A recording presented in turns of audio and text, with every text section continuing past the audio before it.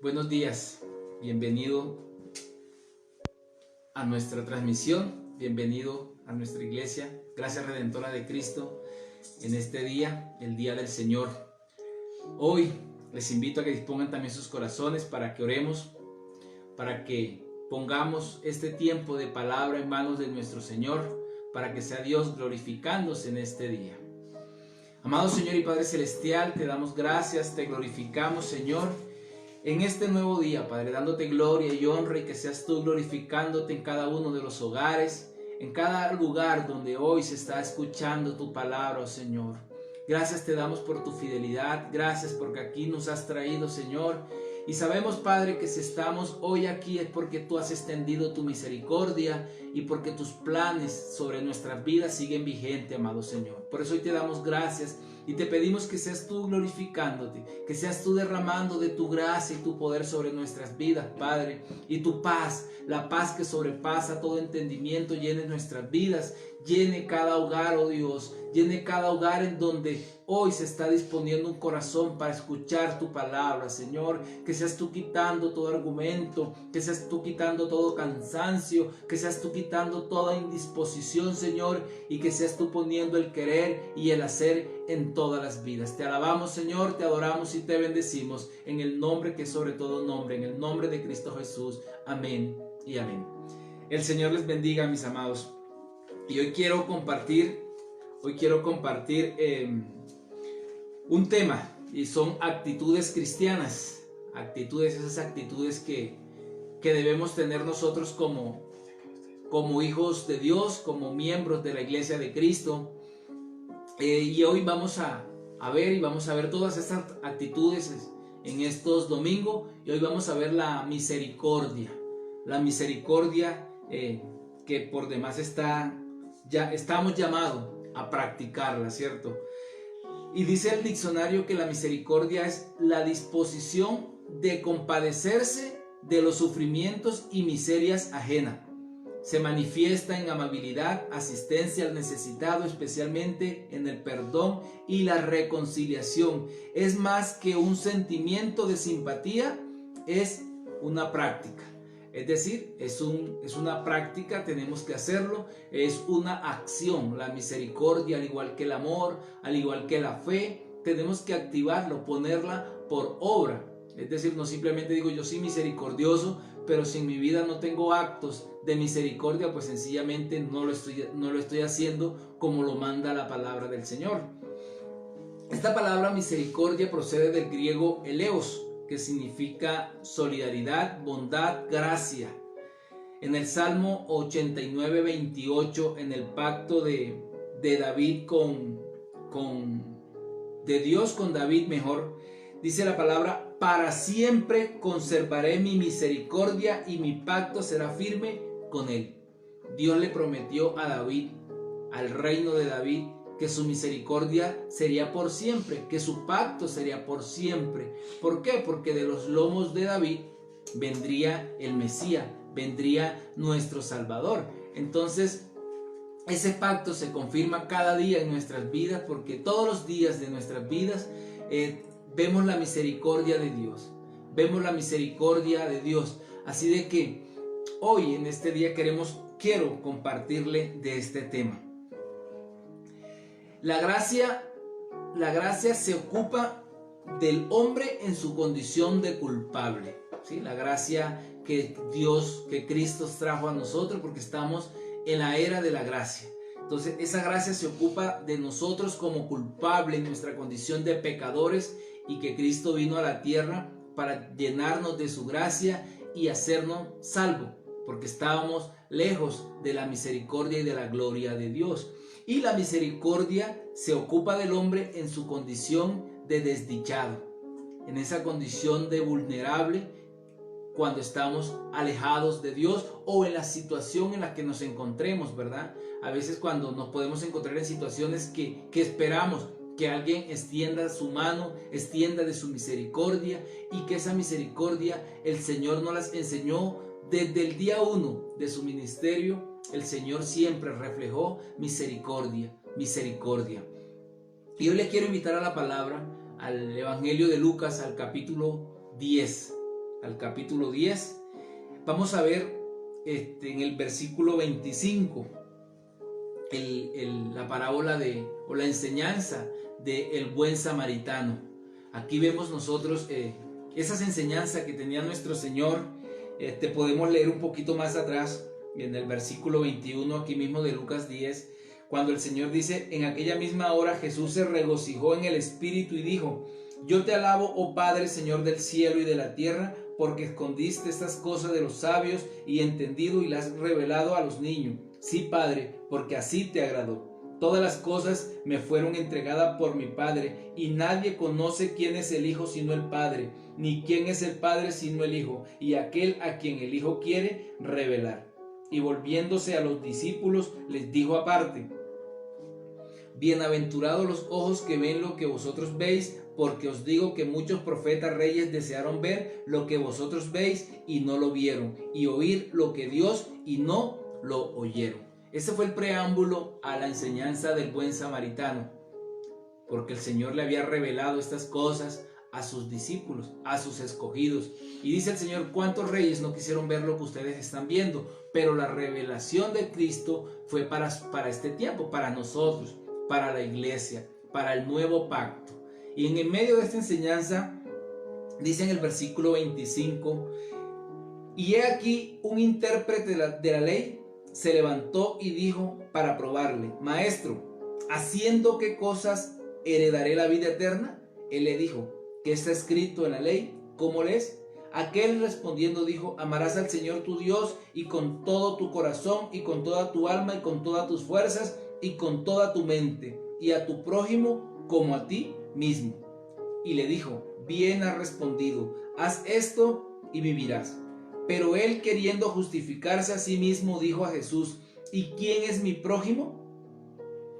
Este intérprete de la ley, un escriba, ¿cierto? Se suponía que era un experto en la ley, ¿cierto? Entonces, que era conocedor de la palabra, porque estos eran los maestros que enseñaban la palabra cada día de reposo, que enseñaban en las sinagogas la palabra de Dios. Ellos eran los encargados, ellos eran los que habían escudriñado la palabra de Dios, y como tal ellos debieran estar capacitados para entender, ¿sí? Para tener la interpretación correcta de la palabra.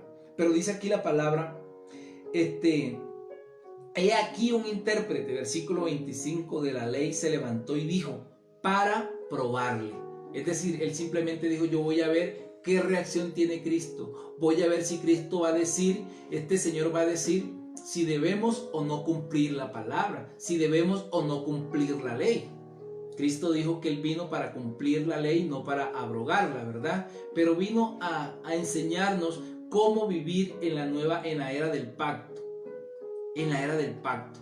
Y obviamente, como ellos eran tan adoctrinados en su conocimiento, en las doctrinas de ellos, de los escribas, de los fariseos, de los saduceos, Cristo empezó de una manera sabia, única, obviamente el Hijo de Dios, a dar estas enseñanzas. Y para probarlo, y no solo es en este pasaje, estamos viendo nosotros que buscaron al Señor para probarle, simplemente para tentarle, para ver cómo iba a ser su respuesta. Y dice la palabra del Señor que le preguntó: Maestro, ¿haciendo qué cosa heredaré la vida eterna? ¿Haciendo qué cosa? Esta pregunta en Mateo 19, versículo 16, también aquí mismo en Lucas, en el capítulo 18, el versículo del 18 al 23. Vemos el caso del joven rico que se acercó también a Jesús diciéndole: Maestro, ¿cómo heredaré la vida eterna? Maestro bueno, le dice este joven a nuestro Señor, ¿cómo heredaré la vida eterna?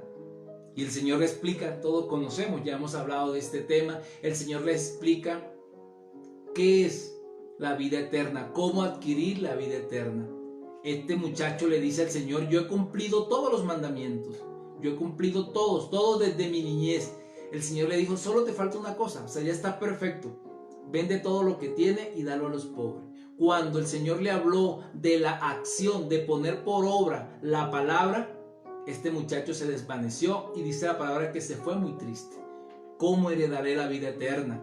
Nicodemos en Juan 3 también fue a Jesucristo a medianoche a preguntarle lo mismo, ¿cómo nacer de nuevo? Cristo le dijo, tienes que nacer de nuevo. ¿Cómo nazco de nuevo? ¿Cómo vuelvo a empezar? Eran tantas confusiones que habían, pero estos maestros, toda esta gente le estaba buscando cómo heredaré la vida eterna, porque en el concepto de los rabinos, en el concepto de todos los fariseos, es decir, ellos eran herederos por derecho propio, porque eran descendientes, porque era el pueblo amado de Dios, y como tal ellos por eso estaban tentando a Jesús, porque ellos se consideraban que el reino de los cielos era con ellos, que el reino de los cielos se ganaba por obras, pero el Señor entra a explicarles, porque lo hermoso de nuestro Señor como maestro, como ellos mismos le decían, maestro, rabí, ¿sí? Ellos mismos reconocían que Cristo era un maestro de la palabra, y llegaron a preguntarle, maestro, ¿haciendo qué cosa heredaré la vida eterna? El Señor le contesta en el versículo 26. Él le dijo, ¿qué está escrito en la ley? ¿Qué está escrito en la ley? En otras palabras, ¿cómo lees? ¿Cómo la interpretas tú? ¿Cómo interpretas tú lo que está escrito en la ley? Cristo mismo le preguntó, le devolvió la pregunta con otra pregunta y le dijo, ¿qué está escrito en la palabra? Y él le dice en el versículo 27, aquel respondiendo dijo, amarás al Señor tu Dios con todo tu corazón y con toda tu alma y con todas tus fuerzas y con toda tu mente y a tu prójimo como a ti mismo. La pregunta del intérprete de la ley sugiere que debía haber a alguien a que no se aplicara esta parte de la ley. Es decir, él hizo la pregunta con esa intención, con la intención de que, es decir, ¿qué parte no aplicaría? Él estaba buscando como el límite de este mandato. Es decir, hasta qué punto lo cumplimos y hasta qué punto no lo cumplimos nosotros, el pueblo escogido por Dios, nosotros los que ya tenemos el derecho adquirido, por decirlo menos, el derecho ya de heredar la vida eterna. Y él simplemente estaba preguntando para probar, pero Cristo le dice, y él contesta porque conoce la palabra de Dios, porque era un maestro. Este varón le contesta y menciona los requisitos. Amarás al Señor tu Dios con todo tu corazón y con toda tu alma y con todas tus fuerzas y con toda tu mente, es decir, con todo tu ser. Este varón aquí estaba reconociendo todo. La palabra, como lo dice en Levítico 19, en el versículo 18, no te vengarás ni guardarás rencor a los hijos de tu pueblo, sino amarás a tu prójimo como a ti mismo, yo Jehová. En Deuteronomio 6:5, y amarás pues al Señor tu Dios con todo tu corazón y con toda tu alma. Él estaba citando la ley tal y como se había establecido. Él estaba buscando los límites de esta. ¿Por qué? Porque dice en el versículo 28, el Señor aquí le dice, bien has respondido, haz esto y vivirás. El Señor le dijo, respuesta correcta. El Señor le dijo, lo que tú has dicho, eso es lo que tú tienes que hacer. Eso es lo que tú tienes que hacer. Eso es lo que tú tienes que hacer. No tienes nada más que tú tengas más que hacer. Es decir, aquí el Señor le está diciendo, como lo dice Santiago, sé hacedor de la palabra y no solo oidor. Ahora pon la palabra, ponla por obra. Ahora pon la palabra por obra. Pero el Señor le citó esta palabra para mostrarle a este varón de cuán imperfecto era. El Señor le citó, dijo, ¿qué dice la palabra? Para mostrarle con la misma palabra que todos los hombres, sin lugar a duda, somos impotentes. Porque esta palabra que dice en Levítico 18:5, la palabra que dice es, por tanto, guardaréis mis estatutos y mis ordenanzas, los cuales haciendo el hombre vivirá en ello. Firma yo Jehová. Es decir, si yo quiero vivir quieta y reposadamente, si yo quiero heredar el reino de los cielos, aquí la palabra del Señor, en la ley el Señor lo estableció. guardaréis mis estatutos y mis ordenanzas, los cuales haciendo el hombre vivirá. El que haga todo esto sencillamente heredará la vida eterna. Pero como nadie puede sostener esto, nadie puede cumplir la ley, la perfección de la ley, nadie la puede sencillamente cumplir. Entonces, como no podemos cumplir la ley, sencillamente tenemos que apelar a la misericordia de Jehová, a la misericordia de nuestro Dios, para poder ser salvos, para poder caminar. Todos los días pecamos y es imposible. Ellos creían que podían hacer todas las cosas. Ellos se creían que eran los escogidos de Dios, únicamente ellos, y que ellos eran casi que tenían el derecho, porque eran el pueblo de Dios, simplemente de heredar la vida eterna, porque ellos usaban de la ley, pero Cristo vino no a derogar la ley, como lo dice, pero sí a enseñarnos cómo es la aplicación de la ley. Y la palabra nos habla en Gálatas capítulo 3, verso 10. Gálatas 3, versículo 10, dice la palabra del Señor: porque todo lo que dependen de las obras de la ley están bajo maldición, pues escrito está: maldito todo aquel que no permaneciere en todas las cosas escrito en el libro de la ley para hacerlas. Y que por la ley ninguno se justifica para con Dios. Es evidente, porque el justo por la fe vivirá. Y la ley no es de fe, sino que dice: el que hiciere estas cosas vivirá por ellas. Cristo nos redimió de la maldición de la ley, hecho por nosotros maldición, porque escrito está: maldito todo aquel que es colgado en un madero. Aquí lo que el Señor le está diciendo es que nadie por la ley puede justificarse. Nadie puede justificarse por la ley, porque nadie sencillamente puede cumplir los mandamientos. Cuando Moisés quebró las tablas de los 10 mandamientos dadas por Dios, eso es su significado, de que nadie rompió, porque cuando subió solo 40 días al monte a recibir las leyes, y cuando volvió ya el pueblo se había corrompido, ya el pueblo estaba adorando a otros dioses. El Señor nuevamente volvió a darle otras tablas, y el pueblo entró a la tierra prometida, y nuevamente se volvieron en pos de otros dioses. Y desde siempre el pueblo de Dios fue llevado esclavo, porque no pudo, desobedeció la ley. Así que ellos querían justificarse por la ley, pero aquí el Señor les está diciendo claramente: porque todo lo que dependen de las obras de la ley están bajo maldición. Están bajo maldición.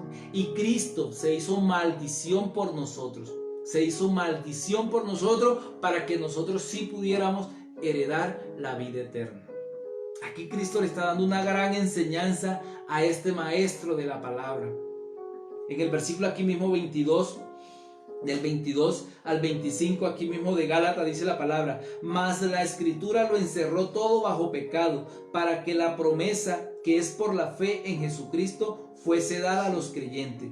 Pero antes que viniese la fe, estábamos confinados bajo la ley, encerrados para aquella fe que iba a ser revelada. De manera que la ley ha sido nuestro ayo para llevarnos a Cristo, a fin de que fuésemos justificados por la fe. Pero venida la fe, ya no estamos bajo ayo, porque la salvación de nosotros es por fe, porque Efesios 2:8 dice: porque por gracia soy salvo por medio de la fe, y esta no es de vosotros, pues es don de Dios. Es decir, la fe que nosotros tenemos es dada por Dios. Nosotros no podemos decir creemos porque hoy me desperté. Hoy me desperté diciendo yo creo o yo puedo hacer esto. No, todas las cosas que nosotros hacemos es sencillamente porque Dios nos lo ha dado. Nos ha dado ese regalo de creer, nos ha dado la fe.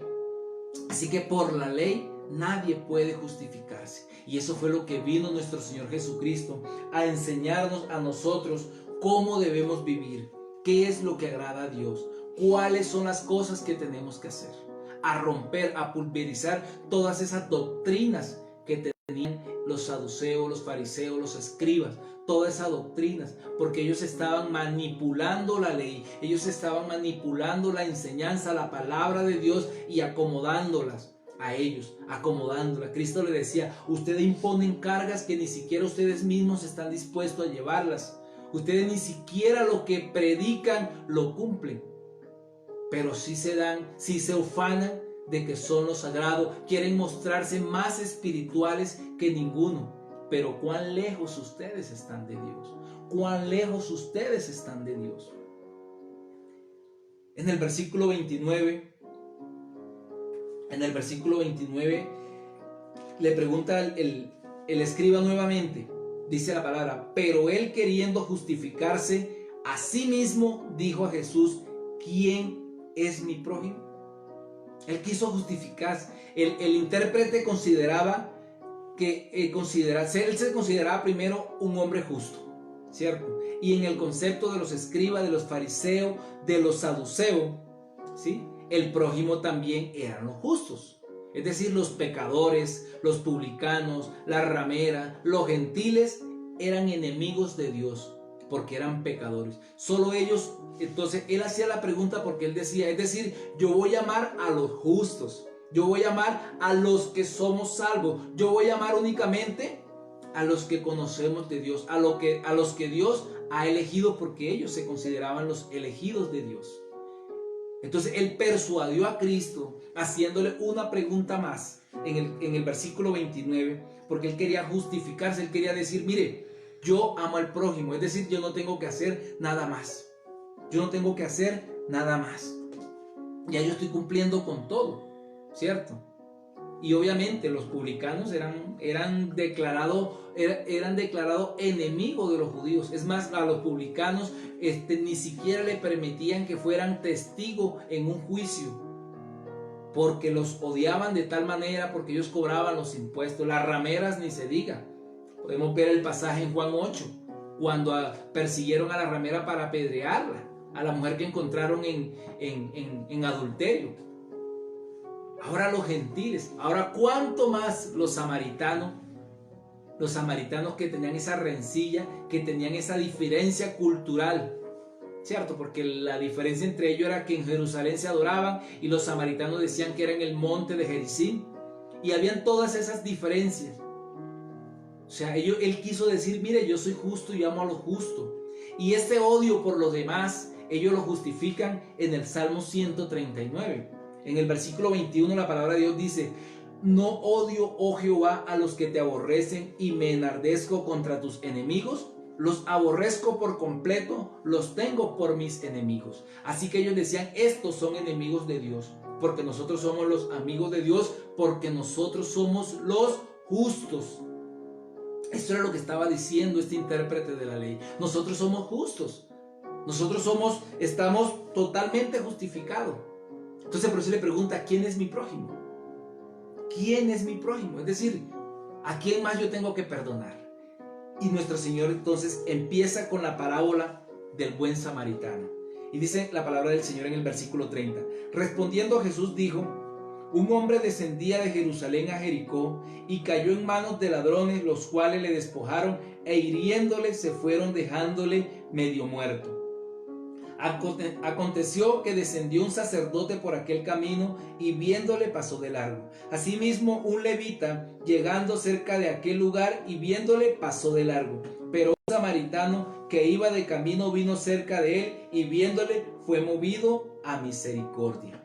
Acercándose vendó sus heridas, echándoles aceite y vino, y poniéndole en su cabalgadura lo llevó al mesón.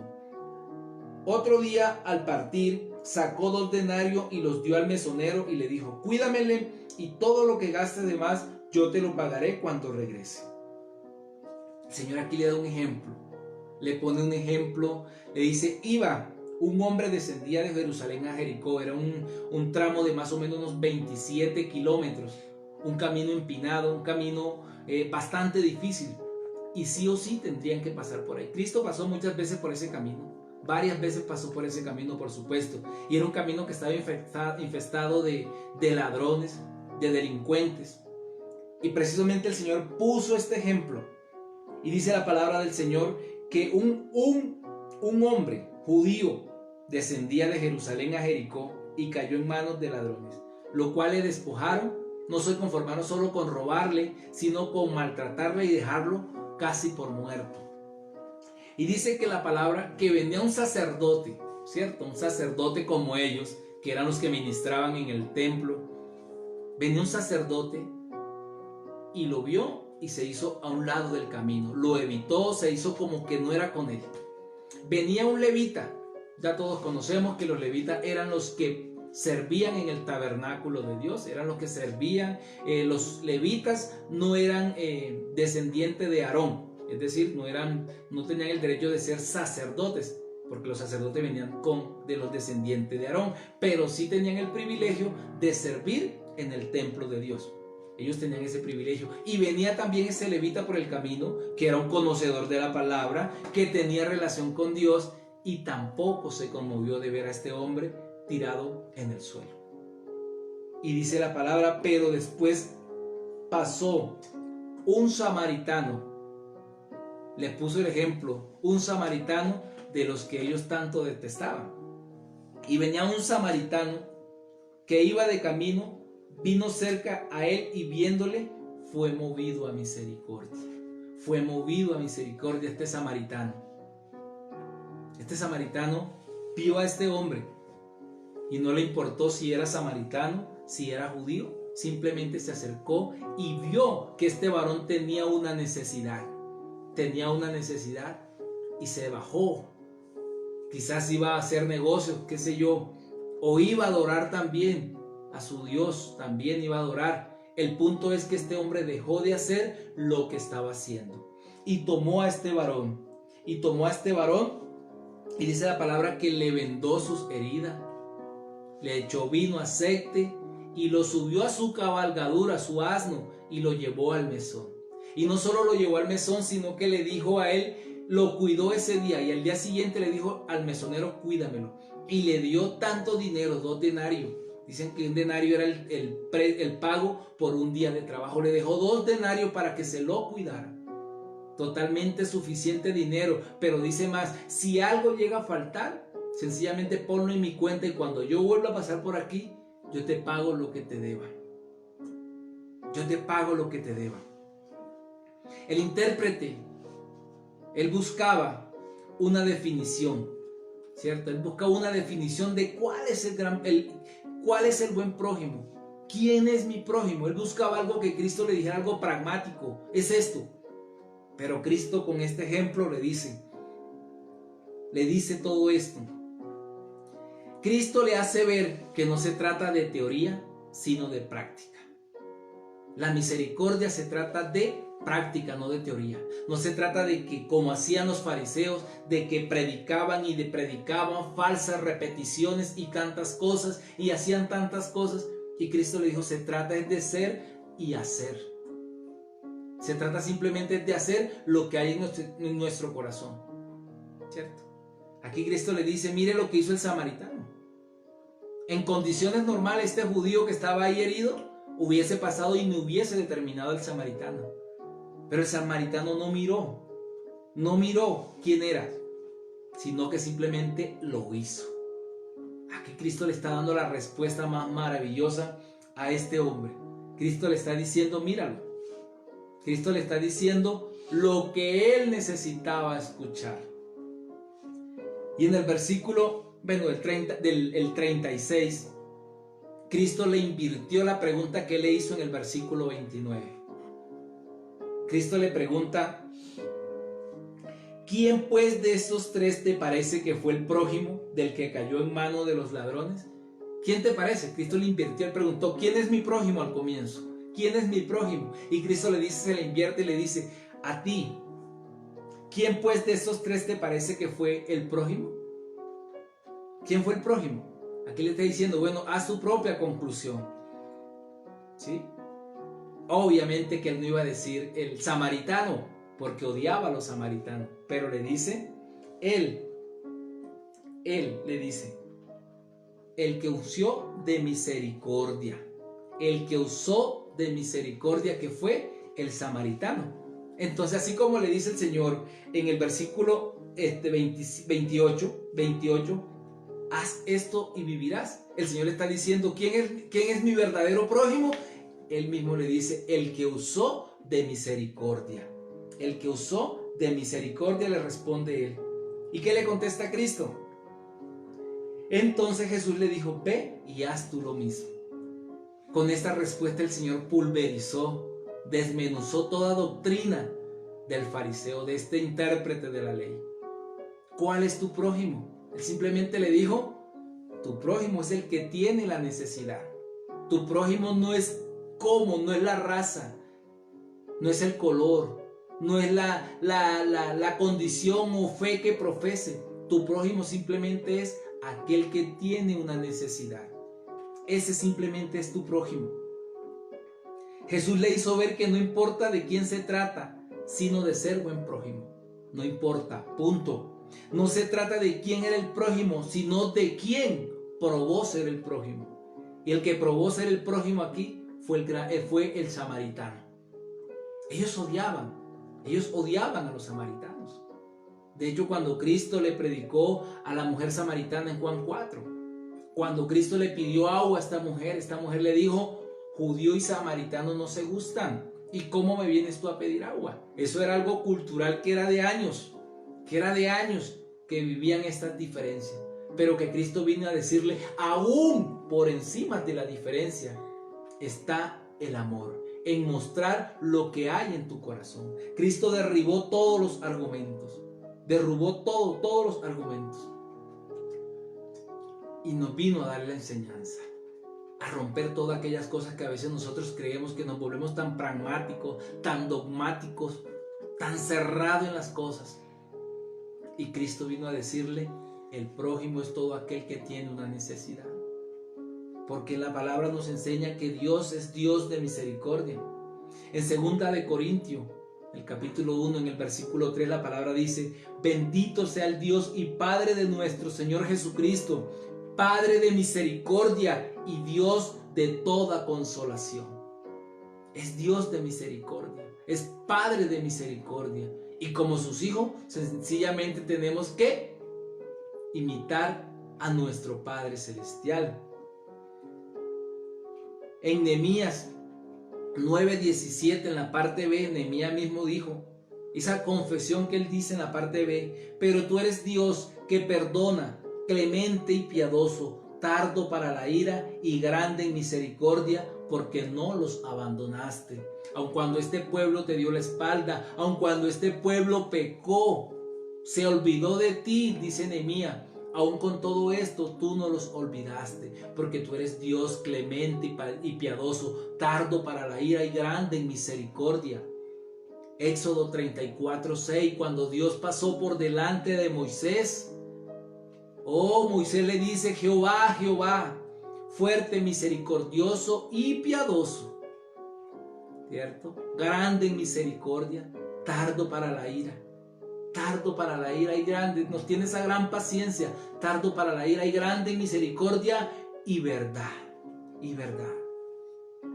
Jesús fue movido a misericordia por todos y cada uno de nosotros, pero nos manda también a que nosotros seamos misericordiosos. Aquí mismo en Lucas, en el capítulo 6, en el versículo 36, 6:36 dice, sed pues misericordioso como también vuestro Padre es misericordioso. Seamos lo que fue nuestro Señor Jesucristo. Seamos nosotros misericordiosos porque Él también fue misericordioso. Es decir, todo lo que Cristo nos los enseña con el ejemplo. Con el ejemplo para que nosotros también lo apliquemos en nuestras vidas, para que nosotros también los apliquemos. En Colosenses 3,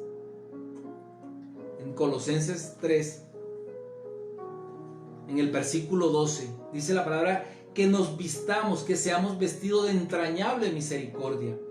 Y vamos a ver aquí desde el versículo 12 hasta el versículo 17 las virtudes cristianas. Esas virtudes que debemos aplicar nosotros en nuestras vidas con nuestro prójimo. Y dice la palabra del Señor, Vestido pues como escogidos de Dios, santos y amados, de entrañable misericordia, de benignidad, de humildad, de mansedumbre, de paciencia, soportándoos unos a otros y perdonándoos unos a otros, si alguno tuviere queja contra otro, de la manera que Cristo os perdonó, así también hacedlo vosotros.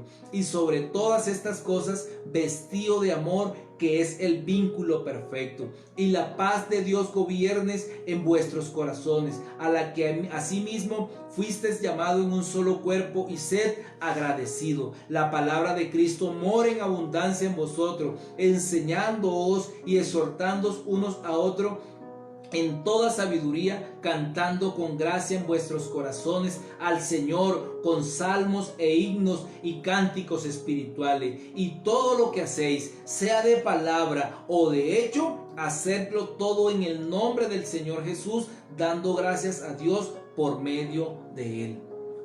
Todo lo que hagamos, hagámoslo de corazón. Y dice la palabra ahí en claro: todo lo que hagamos, ya sea de palabra o de hecho, hagámoslo en el nombre de Jesucristo. Todo lo que hagamos en el nombre de Jesucristo. ¿Por qué? Ayer lo hablábamos. Estamos llamados para adorar a nuestro Señor, ¿verdad? Pero toda la adoración que nosotros le queramos presentar a nuestro Dios, tenemos que hacerlo por medio de Jesucristo. Asimismo, la misericordia, el amor que reflejemos, tenemos que hacerlo por medio de Jesucristo, porque si tenemos a Cristo en nuestros corazones, vamos a reflejar ese amor que Cristo nos dio a todos y cada uno de nosotros. Entonces aquí Pablo se está diciendo: vestido pues como escogidos de Dios, que nos vistamos como Dios nos vistió a nosotros. Esas nuevas vestiduras que Dios nos dio cuando reposó sobre nosotros su gracia, esa gracia que nos dio, de entrañable misericordia, de benignidad, de humildad, de mansedumbre, de paciencia. Ese tiene que ser nuestro vestido, para que amemos a nuestro prójimo, para que reflejemos ese gran amor. Como iglesia tenemos que tener ese amor, reflejar ese gran amor. Qué hermoso que cuando nuevamente podamos volver a nuestros templos, reflejemos este amor, que llevemos esta nueva vestimenta, que verdaderamente esos harapos viejos que éramos hayan sido renovados, y que seamos la verdadera iglesia que Cristo está buscando, la verdadera iglesia por la cual Él va a venir un día por todos nosotros, para que nos presentemos de esta manera, para que reflejemos ese gran amor, vestido de la misericordia, de la humildad, soportándonos unos a otros. Todos somos diferentes, hay hermanos difíciles, pero aún a ellos estamos llamados a amarles. Aún aquel que no conoce de la palabra, aún aquel que está en la calle, que de pronto pasamos y nos molesta que nos pida algo. Pero estamos llamados a misericordia, así como nuestro Señor fue llamado a misericordia. Y que todo esto, dice en el versículo 14, vestido de amor, que es el vínculo perfecto. Pablo también lo dice en 1 Corintios, en el capítulo 13, en el versículo 13. Ahora pues, la fe, la esperanza y el amor. Esos tres, pero el mayor de ellos es el amor. El amor es el vínculo perfecto. Podemos tener todos los dones, pero si no amamos a nuestro prójimo, no aplicamos, no practicamos la misericordia, sencillamente estamos siendo unos hipócritas. No estamos reflejando a Cristo, no estamos reflejando ese amor que Cristo nos muestra con esta parábola del buen samaritano. Cristo pulverizó todos los argumentos que tenía este intérprete de la ley, porque ellos limitaban únicamente, porque qué fácil es amar a los que nos aman. Qué fácil es amar a mis hijos, a mi esposa, a mi familia. Pero amemos a aquel que me hizo daño. Amemos a aquel que me perjudicó, a aquel que me hirió, a aquel que pecó contra mí. Hay ese resentimiento. Pero Dios nos dice otra cosa. Él nos enseña otra cosa, de que tenemos que ser misericordiosos. Tenemos que ser misericordiosos. La palabra de Dios nos habla en Mateo 5, versículo 7. Versículo 7. Bienaventurados los misericordiosos, porque ellos alcanzarán misericordia. Doblemente bendecido quiere decir la palabra misericordioso, porque también Dios tendrá misericordia.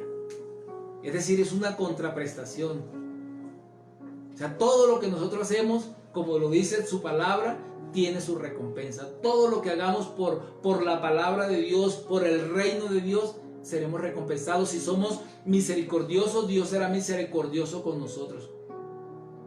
Si somos perdonadores, Dios también nos perdonará a nosotros. Todo esto dice la palabra del Señor. Santiago 2:13 también nos lo dice. Que seamos misericordiosos, que practiquemos la misericordia. Que practiquemos la misericordia. Dice Santiago 2:13. Porque juicio sin misericordia se hará con aquel que no hiciere misericordia, y la misericordia triunfa sobre el juicio. Qué tremendo esto. Porque juicio sin misericordia se hará con aquel que no hiciere misericordia. Es decir, el que no hace misericordia, tampoco el día del juicio se le tendrá misericordia. ¿Sí? Pero dice más, y la misericordia triunfa sobre el juicio. La misericordia está por encima. Es decir, que si hay ese corazón misericordioso, un día seremos revestidos y Dios será con nosotros misericordioso. Esto es algo hermoso que la palabra del Señor hoy nos está enseñando. Que nos da ejemplo de hombres que hicieron la misericordia. Por ejemplo, en Hechos 16, en el versículo 33. Nos dice la palabra del Señor que cuando estaba preso Pablo, el carcelero tuvo de misericordia, porque había sido castigado. En el versículo 33 dice la palabra del Señor: y él, tomándolo en aquella misma hora de la noche, les lavó las heridas, y enseguida se bautizó él con todos los suyos. Este varón que era un vigilante, que era encargado de guardar a los presos, que no conocía a Dios, y tuvo ese encuentro con Dios cuando Pablo le predicó el evangelio, y de una vez fue transformado. Y cuando Dios nos transforma, sencillamente practicamos la misericordia. Dice aquí la palabra que este varón le lavó las heridas.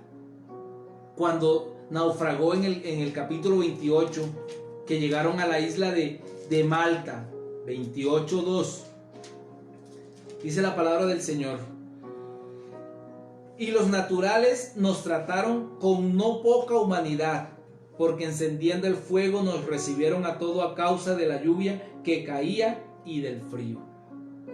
Habían naufragado y llegaron a esta isla y fueron recibidos con no poca humanidad, con misericordia, con misericordia. En Hebreos 10:34, la palabra del Señor nos dice: porque de los presos también os compadecisteis, y el despojo de vuestros bienes sufristeis con gozo, sabiendo que tenéis en vosotros una mejor y perdurable herencia en los cielos. Habla de los presos, que también tenemos que ser misericordiosos. Se pueden haber equivocado, pueden haberse ofendido hasta con nosotros mismos, pero aún de ello el Señor nos dice, su palabra, que tenemos que ser misericordiosos, que tenemos que practicar la misericordia, porque dice la palabra, o sea, todo lo que hemos visto de la aplicación de la misericordia viene un regalo cuando somos misericordiosos, pero que no debiéramos hacerla por lo que vamos a recibir, sino por lo que ya recibimos, que ya recibimos la salvación, ya somos salvos, ya fuimos redimidos, como dice Santiago, ¿cierto? Que la fe sin obra es muerta. Es decir, si ya somos creyentes porque Dios nos revistió de la fe, tenemos que hacer obras que reflejen que verdaderamente somos creyentes. Todos los conoceréis. Y si Cristo está en nosotros, y si el amor de Cristo mora en nosotros, sencillamente tenemos que dar paso, reflejar ese amor de Cristo para con nuestro prójimo, en acciones. En todas las acciones es lo que Dios nos está diciendo. pero que sin embargo al hacerlo vamos a recibir recompensa. Vamos a recibir recompensa porque dice, sabiendo que tenéis en vosotros una mejor y perdurable herencia en los cielos. Todo lo que hagamos en esta tierra lo vamos a ver reflejado allá en los cielos. Todo, hasta las cosas que no agradan a Dios. Entonces es mejor que empecemos a practicar la misericordia, que empecemos a ser mejores cristianos, porque todo vamos a verlo reflejado en más o menos medida. Es decir, que todas las cosas que yo haga bien, porque hay gozo, hay amor en mi corazón, eso lo voy a ver reflejado en la vida eterna, amado. La iglesia de Cristo está llamada a ser hacedora de la palabra, practicadora de todas las actitudes y virtudes cristianas. Cristo nos las enseñó a través de su palabra, y todo lo que Cristo nos enseñó es para que lo pongamos por obra, ¿verdad? ¿A qué vino nuestro Señor Jesucristo a la tierra? A darnos salvación, pero también a enseñarnos cómo vivir como hijos de Dios, a enseñarnos a que prediquemos su palabra, a enseñarnos a que hagamos discípulos, a que le enseñemos a otros lo que nosotros hemos aprendido. Cristo sencillamente nos dio la doctrina del amor, la reconciliación, de la restauración. Es lo que Dios hoy, en estas actitudes, la misericordia, y veremos el próximo domingo otra actitud de esas que debemos tener como cristianos para ser mejor iglesia, para que verdaderamente, como dice su palabra, nos vamos a presentar ese día delante de Él como la novia de Cristo, sin mancha, pura, sin mácula. Pero tenemos que empezar a ser esos verdaderos cristianos, esos verdaderos cristianos que reflejemos el amor de Cristo. Más profundo que el mar, más grande que todas las cosas, el amor de Cristo por todos y cada uno de nosotros. Así que hoy la invitación es a que practiquemos la misericordia, a que seamos esos cristianos genuinos, no que vayamos en pos de doctrinas, siguiendo doctrinas de hombres, sino que apliquemos sencillamente la enseñanza que nos dejó nuestro Señor Jesucristo. Es tan fácil, y no que nos enredemos con tantas cosas. Seamos misericordiosos, creamos la palabra de Dios, creámosle únicamente a Cristo, no nos dejemos llevar por corrientes de hombre, que aprovechemos en estos tiempos de quietud. Quizás hemos visto las noticias que están un poquito difíciles las cosas, que se han aumentado los casos de este COVID-19, pero entendamos una vez más, Dios es soberano, Dios tiene el control de todas las cosas. Como cristianos, seamos prudentes, ¿cierto? Conservemos porque la palabra nos llama, que debemos estar sujetos a nuestras autoridades. Lo estamos viendo en el estudio bíblico de Primera de Pedro, con nuestro maestro bíblico Beethoven, que tenemos que sujetarnos a nuestras leyes. Entonces seamos responsables, porque tenemos una familia que proteger. No porque Dios no nos pueda proteger, pero si tenemos que guardarnos, cuidarnos, tenemos que hacerlo. No abusemos de esas cosas. Que hay información de todo tipo, sí, pero creámosle a Dios y seamos respetuosos. Voy a pedir que tú cierres tus ojos, que oremos en esta mañana y le demos gracias al Señor, porque sé que hoy, al terminar esta palabra, seremos más misericordiosos de lo que éramos hace un rato. Amado Señor y Padre Celestial, te damos gracias en esta mañana, en el nombre que sobre todo nombre. Te alabamos, Señor, y glorificamos tu santo nombre. Hoy te damos gracias porque tú nos has enseñado, Señor, que tu ley lo que nos indica es hacer buen prójimo con todos, Señor, con todos, porque nuestro prójimo es aquel que tenemos al frente, es nuestro vecino, es aquel que tiene necesidad, es aquel que tenemos que compadecernos, no importa su raza, no importa su creencia. Simplemente estamos llamados a amar a nuestro prójimo con todo nuestro corazón, con todas nuestras fuerzas, con todo lo que somos. porque si somos hijos tuyos debemos reflejarte, porque así como tú eres misericordioso, Señor, nos estás llamando a que nosotros también seamos misericordiosos, que practiquemos la misericordia, seamos hacedores de tu palabra.